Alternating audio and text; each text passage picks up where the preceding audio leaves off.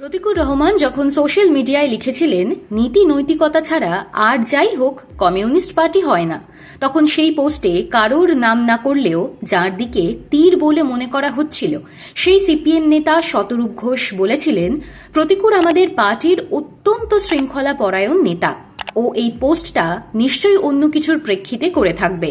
পার্টির কারোর কথার সমালোচনা করার থাকলে পার্টির মধ্যেই করত।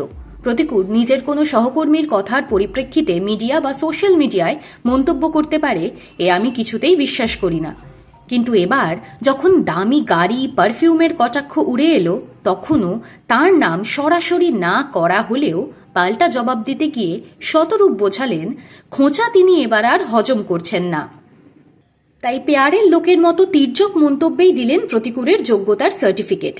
দলের সঙ্গে খাপ খাওয়াতে না পেরে রাজ্য এবং জেলা কমিটি তো বটেই, দলের প্রাথমিক সদস্য পদ থেকেও অব্যাহতি নেওয়া প্রতিকুর সম্প্রতি বোমা ফাটিয়েছিলেন দলে সেলিব্রিটি কালচার চলছে এমনটা বলেছিলেন কমিউনিস্ট পার্টি তো বিনয় কোঙার, জ্যোতি বসুদের দেখে শিখেছি, এই পার্টিতে সেলিব্রিটি কালচার চলতে পারে না। অসন্তোষ উগরে দিয়ে বলেছিলেন এই রাজ্য কমিটিতে আরও অনেকে আসতে পারতেন যাদের যোগ্যতা আছে, তাঁরা হয়তো পারফিউম লাগিয়ে টেলিভিশনে যান না বলে, বা দামি গাড়ি নেই বলে, বা হাতে পায়ে দামি ক্রিম মাখতে পারেন না বলে জায়গা পাননি। সেই অংশের আসার প্রয়োজন আছে।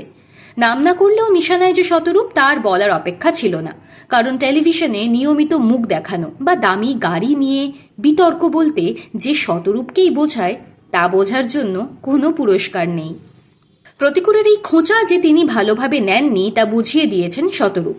পাল্টা তিনি বলেন, প্রতিকুর তো সবচেয়ে বেশি পেয়ারের লোক, ওকে দলের সবাই ভালোবাসে, সেই কারণেই অত অল্প বয়সে প্রতিকুরকে বিধানসভায় প্রার্থী করা, লোকসভাতেও প্রার্থী করা হয়েছে।